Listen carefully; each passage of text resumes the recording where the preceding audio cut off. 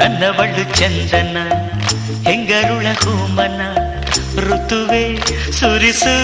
ಇವಳಿಗೆ ಹೂಮಳೆ ಎದೆಯಲಿ ಆದರ ತುಂಬಿರುವ ಸಾಗರ ನನ್ನ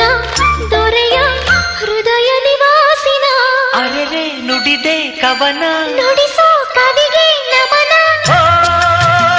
ಮಹಾಮೇಘಗಳೇ ಅಸ್ತು ದೈವಗಳೇ